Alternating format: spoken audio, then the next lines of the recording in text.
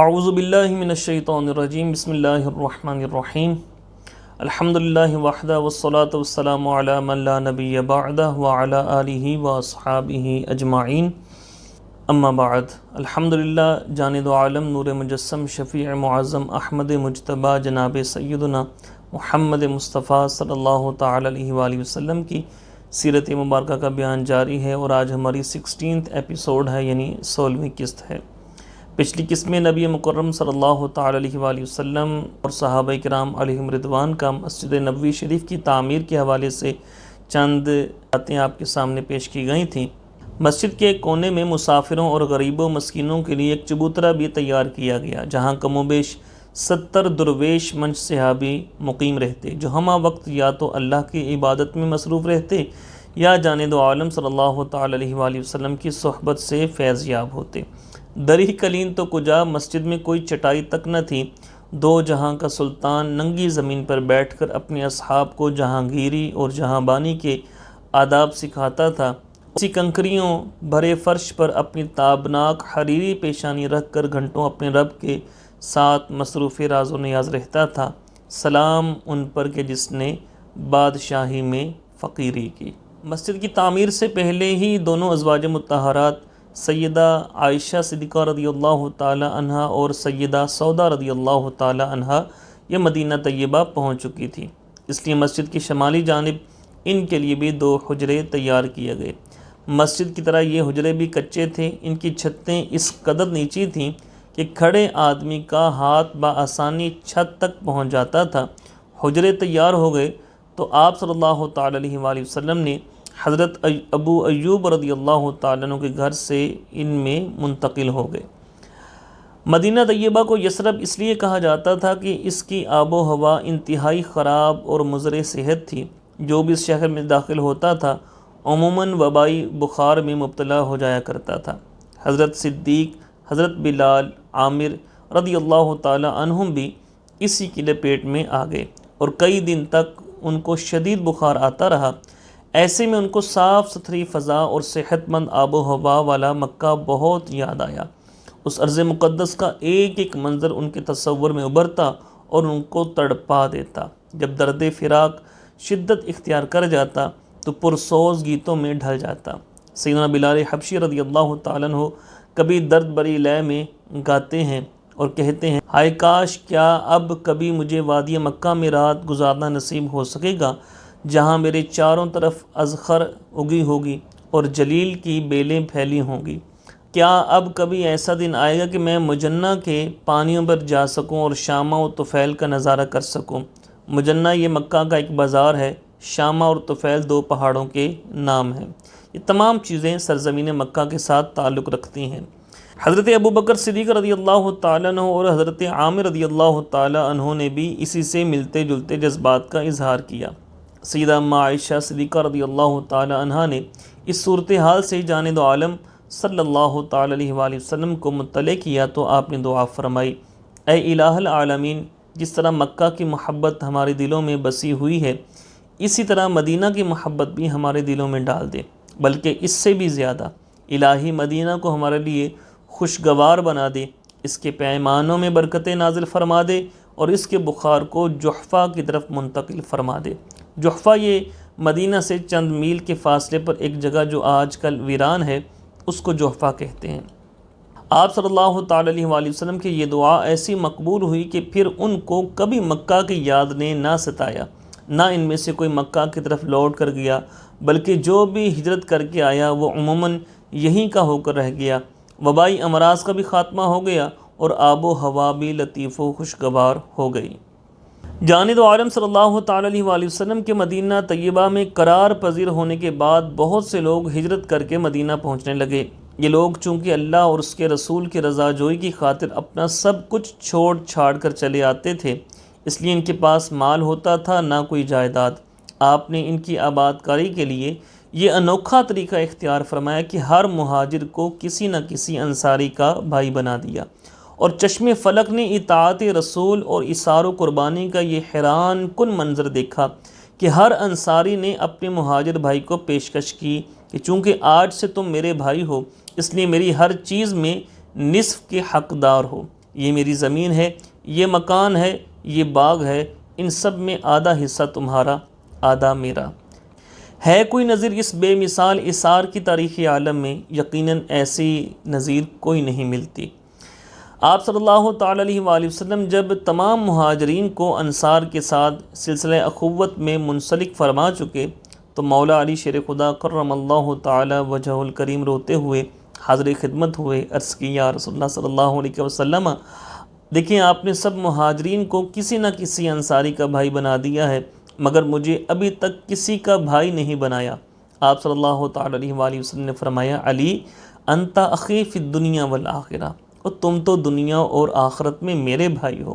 مولا علی شیر خدا رضی اللہ تعالیٰ عنہ تو یوں بھی رشتے میں آپ صلی اللہ تعالیٰ علیہ وآلہ وسلم کے بھائی تھے، مگر اس مواخات میں شفقت اور محبت کی جو دنیا آباد ہے، اس کی بات کچھ اور ہی ہے۔ مدینہ میں اسلام لانے والوں کی تعداد دن بدن بڑھتی رہی، مہاجرین کی آمد سے اس میں مزید اضافہ ہو گیا، اس لیے ضرورت محسوس ہوئی کہ سب کو اوقات نماز سے آگاہ کرنے کا طریقہ وضع کیا جائے۔ اس سے پہلے جب مسلمانوں کی تعداد تھوڑی تھی تو حضرت بلال رضی اللہ تعالیٰ عنہ نماز سے پہلے بآواز بلند صرف اتنا کہہ دیا کرتے تھے، الصلاۃ جامعۃ، کہ جماعت کھڑی ہونے والی ہے۔ مگر جب اہل اسلام کی تعداد بڑھ گئی تو دور دراز تک آواز پہنچانے کے لیے یہ جملہ ناکافی ثابت ہوا۔ اس لیے آپ صلی اللہ تعالیٰ علیہ وآلہ وسلم نے صحابہ کرام سے مشورہ کیا کہ اس سلسلے میں کیا کرنا چاہیے۔ کسی نے کہا کہ بوق بجانا چاہیے، اور کسی نے ناقوس بجانے کا مشورہ دیا۔ بوق یہ خالص سینگ کو کہا جاتا ہے، جس کو بجا کر یہودی عبادت کے لیے لوگوں کو اکٹھا کیا کرتے تھے، اور ناقوس پیتل وغیرہ کا بنا ہوا ایک ڈھول جس کو بجا کر عیسائی لوگوں کو اپنے وقت عبادت سے مطلع کیا کرتے تھے۔ کسی نے کہا بوق بجانا چاہیے اور کسی نے ناقوس بجانے کا مشورہ دیا، اور بھی متعدد رائے پیش کی گئیں، مگر جانب عالم صلی اللہ تعالیٰ علیہ وآلہ وسلم نے ناقوس بجانا پسند فرمایا۔ اگرچہ یہ طریقہ عیسائیوں کا تھا اور آپ اس سے پوری طرح مطمئن نہ تھے، مگر اس وقت پیش کی گئی تجاویز میں اس کا استعمال آپ کو نسبتاً بہتر معلوم ہوا، اس لیے آپ نے ناقوس بنانے کا حکم دے دیا۔ اسی رات ایک صحابی عبداللہ بن زید رضی اللہ تعالیٰ عنہ نے خواب دیکھا، ایک سبز پوش انسان ناقوس اٹھائے ہوئے ہے۔ عبداللہ رضی اللہ تعالیٰ عنہ نے اس کو آواز دی، اے اللہ کے بندے، کیا یہ ناقوس فروخت نہیں کرتے ہو؟ سبز پوش نے پوچھا، تم اس کو کیا کرو گے؟ عبداللہ نے جواب دیا، ہم اس کے ذریعے لوگوں کو نماز کے لیے جمع کیا کریں گے، اور یہ سب باتیں خواب میں ہو رہی ہیں۔ تو سبز پوش نے کہا، میں تم کو اس سے بہتر طریقہ نہ بتا دوں؟ تو عبداللہ نے کہا، ضرور بتائیے۔ تو سبز پوش قبلہ رو کھڑا ہو گیا اور اونچی آواز سے اذان دینے لگا، اللہ اکبر لا الہ الا اللہ، مکمل اذان دے دی۔ عبداللہ رضی اللہ تعالیٰ عنہ بیدار ہوئے تو اسی وقت جانب عالم صلی اللہ تعالیٰ علیہ وآلہ وسلم کی خدمت میں حاضر ہوئے اور اپنا خواب بیان کیا۔ آپ صلی اللہ تعالیٰ علیہ وآلہ وسلم نے فرمایا، بھئی یہ سچا خواب ہے، تم یہ کلمات بلال کو سکھا دو کیونکہ اس کی آواز تم سے زیادہ بلند ہے۔ عبداللہ رضی اللہ تعالیٰ عنہ کے بتائے ہوئے الفاظ جب حضرت بلال رضی اللہ تعالیٰ عنہ نے اونچی آواز میں کہنے شروع کیے تو حضرت عمر رضی اللہ تعالیٰ عنہ دوڑتے ہوئے اور اپنی چادر زمین پر گھسیٹتے ہوئے آئے اور عرض کی، یا رسول اللہ صلی اللہ علیہ وسلم، اس ذات کی قسم جس نے آپ کو سچا رسول بنایا ہے، مجھے بھی خواب میں بعینی ہی یہی کلمات کسی نے سکھائے ہیں۔ تو آپ صلی اللہ تعالیٰ علیہ وآلہ وسلم بہت خوش ہوئے اور فللہ الحمد کہہ کر اس تائید پر اللہ تعالیٰ کا شکر ادا کیا۔ اس وقت سے آج تک ہر مسجد سے دن میں 5 مرتبہ یہ سامعہ نواز ندا بلند ہوتی ہے اور اہل ایمان مسجد کی طرف کھینچے چلے جاتے ہیں۔ اللہم زدہم شوقم و ذوقا۔ مدینہ طیبہ میں اہل اسلام اعزازی شان سے رہتے تھے اور ہر طرح کے جسمانی تشدد سے محفوظ تھے، مگر یہاں یہودیوں کے ہاتھوں انہیں طرح طرح کی ذہنی اذیتوں کا سامنا کرنا پڑتا تھا۔ تعجب کی بات یہ ہے کہ یہودی خود بھی مدتوں سے آخری نبی کے منتظر تھے، اور جب تک وہ نبی نہیں آیا تھا اس کے وسیلے سے فتح و نصرت طلب کیا کرتے تھے، اور اس کے مبارک نام کے صدقے فتح و کامیابی کے انعام بھی پایا کرتے تھے۔ اللہ تعالیٰ نے اس چیز کا ذکر قرآن میں کیا ہے۔ اللہ تعالیٰ ارشاد فرماتا ہے، وَقَانُوا مِن قَبْلُ يَسْتَفْتِحُونَ عَلَى الَّذِينَ كَفَرُوا فَلَمَّا جَاءَهُم مَّا عَرَفُوا كَفَرُوا بِهِ فلعنۃ اللہ علی الکاظمین بئس ما اشتروا به انفسهم ان یکفروا بما انزل اللہ بغیا ان ینزل اللہ من فضلہ علی من یشاء، یعنی ان بدبختوں نے اس عظیم ہستی کا انکار کر دیا جس کے طفیل زندگی بھر کامیابیاں اور کامرانیاں حاصل کرتے رہے۔ بلا شبہ ایسے احسان فراموش کافروں پر اللہ کی لعنت اور پھٹکار ہے۔ ان کے انکار و سرکشی کی وجہ صرف یہ ہے کہ آخری نبی اولاد اسماعیل میں مبعوث ہوا، جبکہ ان کے خیال میں نبوت کی حقدار صرف اولاد اسحاق ہے، حالانکہ نبوت و رسالت کا دار و مدار کسی خاص سلسلہ نسب پر نہیں، یہ تو محض اللہ کا فضل ہے، وہ جس کو چاہے عطا فرما دے۔ یہودیوں کے سربرآوردہ لوگوں میں سے صرف ایک ایسے خوش نصیب انسان ہوئے ہیں جو صدق دل سے جانب عالم صلی اللہ تعالی علیہ وآلہ وسلم پر ایمان لائے اور برملا حق کا اعتراف کیا۔ ان کا نام عبداللہ بن سلام رضی اللہ تعالی عنہ تھا، یہودیوں کے عظیم علماء میں سے تھے اور تورات میں آپ کی جو علامات بیان کی گئی تھیں ان سے بخوبی آگاہ تھے۔ چنانچہ آپ صلی اللہ تعالی علیہ وآلہ وسلم مدینہ طیبہ تشریف لائے تو ابن سلام حاضر خدمت ہوئے، چند سوالات کیے، آپ نے تشفی بخش جواب دیے تو مطمئن ہو گئے اور آپ کی رسالت کا اقرار کر کے اسلام میں داخل ہو گئے۔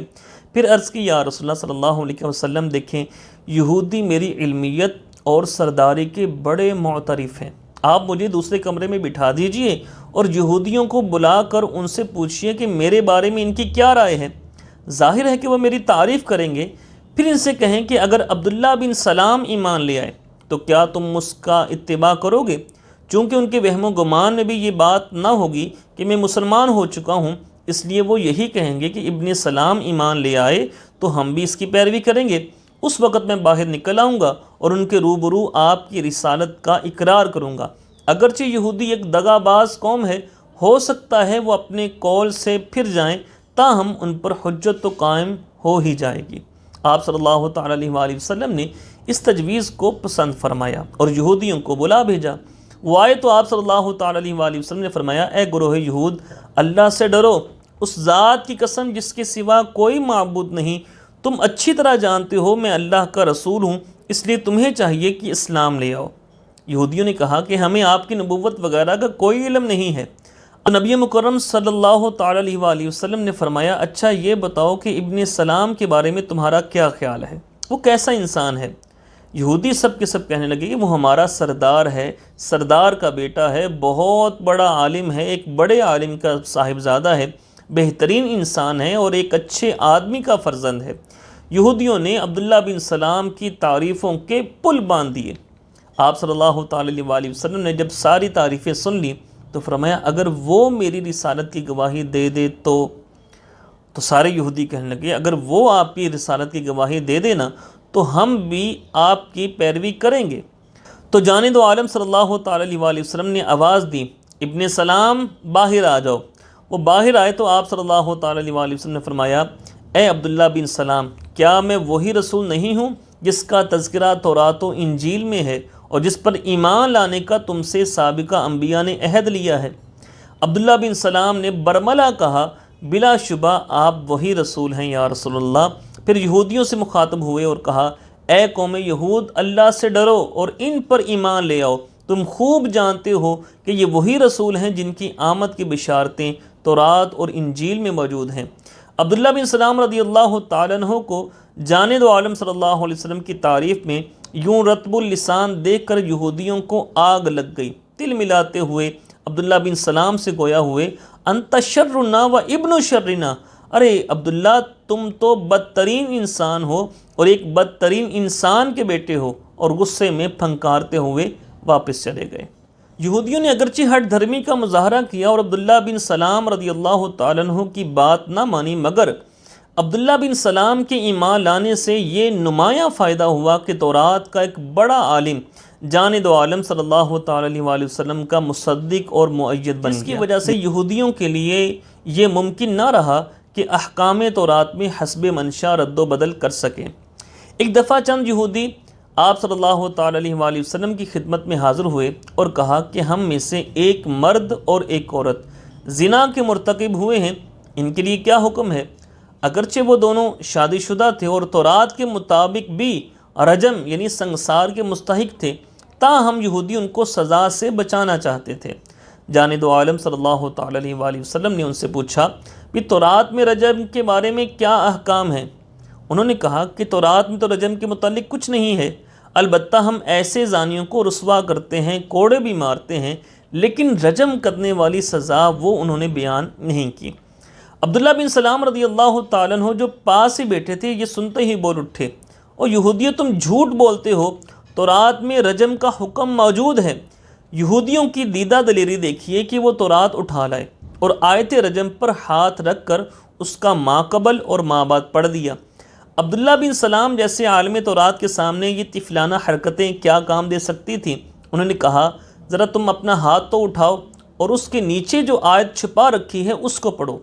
جب تو ہاتھ اٹھایا گیا تو آیت رجم ظاہر ہو گئی کہ سیانے ہو کر بولے عبداللہ بن سلام سچ کہتا ہے یا محمد، اس میں تو واقعی رجم کی آیت موجود ہے۔ چنانچہ جانب عالم صلی اللہ تعالی علیہ وآلہ وسلم نے انہی کی مذہبی کتاب کے مطابق فیصلہ کر دیا اور دونوں کو سنگسار کرنے کا حکم دیا۔ عبداللہ بن سلام رضی اللہ تعالیٰ عنہ کے علاوہ یہودیوں میں سے کسی نمایاں شخصیت کا ایمان لانا صحیح روایات سے ثابت نہیں، اور یہود کی فطرت کو دیکھتے ہوئے یہ بات تعجب خیز بھی نہیں کہ جن لوگوں نے اپنی ہی قوم یعنی بنی اسرائیل کے متعدد انبیاء قتل کر ڈالے ہوں، ان سے یہ توقع ہی کب کی جا سکتی ہے کہ وہ ایک عربی نبی پر ایمان لاتے اور اس کی اطاعت اختیار کرتے۔ یہ بزدل لوگ اگرچہ کھل کر سامنے نہیں آتے تھے، تاہم سازشوں کے ذریعے مسلمانوں کو زج کرنے کا کوئی موقع ہاتھ سے نہیں جانے دیتے تھے۔ ایک یہودی تھا شاس ابن قیس، اس کو انصار کا اتحاد و اتفاق ایک آنکھ نہیں باتا تھا اور ان میں پھوٹ ڈالنے کی کوششوں میں لگا رہتا تھا۔ انصار کے دو بڑے قبیلے تھے، اوس اور خزرج۔ اسلام لانے سے پہلے ان میں شدید عداوت تھی اور دونوں میں جنگ بواس جیسی مہلک ترین لڑائی ہو چکی تھی، مگر جانب عالم صلی اللہ علیہ وسلم کی تعلیم و تزکیہ نے ان کی نفرتوں کو محبتوں سے اور عداوتوں کو دوستیوں سے بدل دیا تھا۔ ایک دن شاس نے اوس اور خزرج کے مختلف افراد کو ایک جگہ بیٹھ کر باہم بات چیت کرتے دیکھا تو اس کے سینے پر سانپ لوٹ گیا۔ کہنے لگا اگر انصار کے اتفاق کا یہی حال رہا تو ہمارے لیے مشکل ہو جائے گی۔ اسی وقت ایک یہودی کو تیار کیا اور کہا کہ تم بھی جا کر انصار میں بیٹھ جاؤ اور دوران گفتگو کسی طرح جنگ بواس کا تذکرہ نکال لو۔ پھر اس جنگ میں دونوں طرف کے شاعروں نے ایک دوسرے کی جو ہجف کی تھی اور برائیاں بیان کی تھی ان کو بیان کرو، امید ہے کہ ماضی کی یاد ان کے جذبات کو بھڑکا دے گی، آپس میں یہ لڑ پڑیں گے۔ اور یہی ہوا۔ جو ہی اس فتنہ پرداز نے جنگ بواس میں کہے گئے اشعار پڑھنا شروع کیے، اوس و خزرج ایک دوسرے پر برتری جتانے لگے۔ پھر بات بڑھتے بڑھتے اس حد تک پہنچ گئی کہ دونوں فریق چیخ چیخ کر اپنے مددگاروں کو بلانے لگے اور تھوڑی ہی دیر میں دونوں قبیلے اسلحہ پہن کر مقابلے کے لیے صف آرا ہو گئے۔ آپ صلی اللہ تعالی علیہ وآلہ وسلم کو اس صورتحال کا پتہ چلا تو چند مہاجرین کو ساتھ لے کر فوراً اس جگہ پہنچے جہاں اوس اور خزرج میں لڑائی چھڑائی چاہتی تھی۔ فرمایا اللہ اللہ اللہ سے ڈرو، اللہ سے ڈرو، یہ کیا جاہلیت کی باتیں شروع کر دی ہیں تم لوگوں نے، حالانکہ میں تمہارے درمیان موجود ہوں۔ کیا تمہیں یاد نہیں رہا کہ اب تم اسلام لا چکے ہو؟ اس کی برکت سے زمانے جاہلیت کی دشمنیاں نیست و نابود ہو چکی ہیں۔ اب تو اللہ تعالیٰ نے تمہارے دلوں میں محبت و الفت ڈال دی ہے، تمہیں آپس میں بھائی بھائی بنا دیا ہے۔ اللہ جانے ان الفاظ میں کیا تاثیر تھی کہ یہ تنبیہ سنتے ہی انصار کی آنکھیں اشکبار ہو گئیں، اور وہ لوگ جو چند لمحے پہلے ایک دوسرے پر پل پڑنے کے لیے تیار کھڑے تھے اب روتے ہوئے باہم معانقے کرنے لگے۔ یوں شاس کی سازش ناکام ہو گئی اور انصار میں پھر سے محبت کی تجدید ہو گئی۔ مدینہ منورہ میں جس شخص کے ہاتھوں جانب عالم صلی اللہ تعالی علیہ وآلہ وسلم کو حد سے زیادہ دکھ اور تکلیف اٹھانی پڑی، اس کا نام عبداللہ ابن ابی تھا۔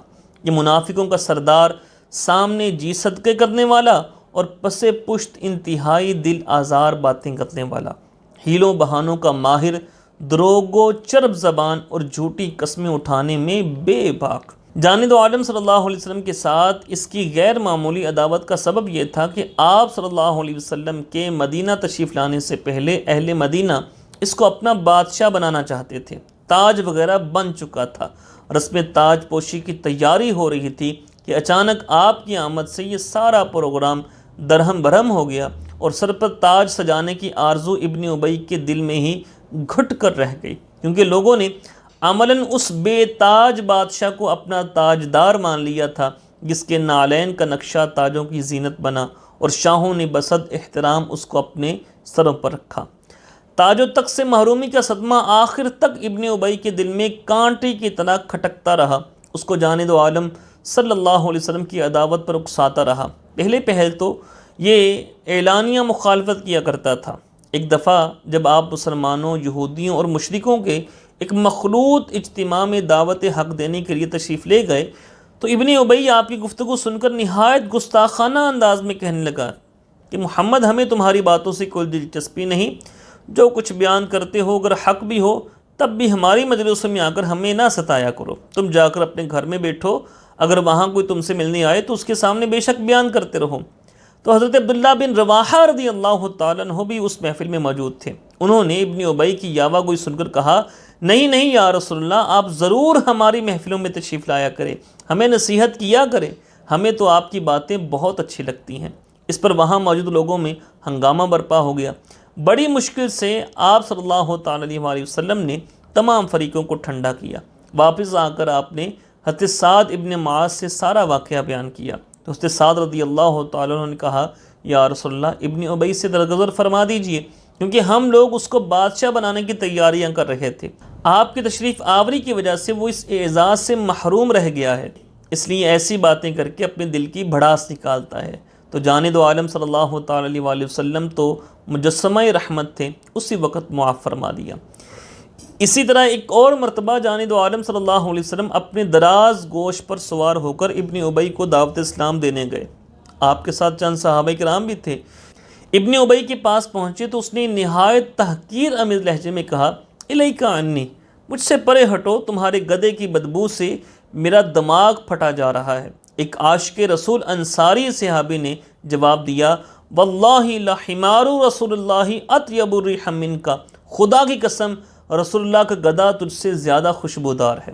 اس موقع پر بھی ابن ابی کے حامی اور جانب عالم صلی اللہ علیہ وسلم کے صحابیوں میں جھگڑا ہو گیا، ہاتھا پائی تک نوبت پہنچی، غرض ہے کہ ابن ابی ابتدا میں کھل کر آپ صلی اللہ علیہ وسلم کی مخالفت کیا کرتا تھا، مگر جب اسلام کثرت سے پھیل گیا تو کھلی دشمنی برقرار رکھنے کی جرت نہ کر سکا، اس لیے بظاہر مسلمان بن گیا اور اسلام کی آڑ میں اہل اسلام کی جڑیں کاٹنے کی کوششوں میں لگ گیا۔ من یہدہ اللہ فلا مضل لہ، کہ جس کو اللہ ہدایت دے اسے کوئی گمراہ نہیں کر سکتا۔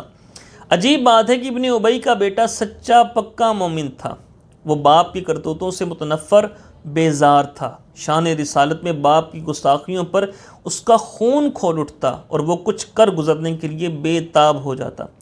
ایک بار ابن ابی نے ایک گستاخانہ جملہ کہا، بیٹے کو پتہ چلا تو اسی وقت جانب عالم صلی اللہ علیہ وسلم کی خدمت میں حاضر ہوئے۔ عرض کی، یا رسول اللہ، اگر اجازت ہو تو میں اپنے باپ کا سر کاٹ کر آپ کے قدموں میں ڈال دوں؟ اللہ رحمت للعالمین کی شان رحیمی و کریمی کے صدقے آپ نے فرمایا، لا، لیکن بر ابا کا نہیں، وہ تمہارا باپ ہے، اس کے ساتھ اچھا سلوک کیا کرو۔ ہے کوئی انتہا اس رأفت و شفقت کی جس شخص کی گستاخیاں اس کے حقیقی بیٹے کے لیے ناقابل برداشت تھیں؟ جانب عالم صلی اللہ علیہ وسلم نہ صرف یہ کہ ان کو خندہ پیشانی سے برداشت کرتے بلکہ اس کے بیٹے کو باپ سے اچھا برتاؤ کرنے کی تلقین بھی فرماتے ہیں۔ سلام اس پر کہ جس نے گالیاں سن کر دعائیں دی۔ اس کے بعد انشاءاللہ تعالیٰ تحویل قبلہ اور اذن جہاد جو ملا، اور پھر آپ صلی اللہ تعالیٰ علیہ وسلم نے غزوات کا آغاز کیا، انشاءاللہ تعالیٰ وہ اگلی ایپیسوڈ میں بیان کیے جائیں گے۔ اللہ تعالیٰ ہم سب کو جانب عالم صلی اللہ علیہ وسلم کی کامل محبت نصیب فرمائے۔ آپ صلی اللہ تعالیٰ علیہ وسلم کے ذکر کے وسیلے سے ہم سب کے لیے آسانیاں فرمائے۔ وآخر دعوانا ان الحمد للہ رب العالمین۔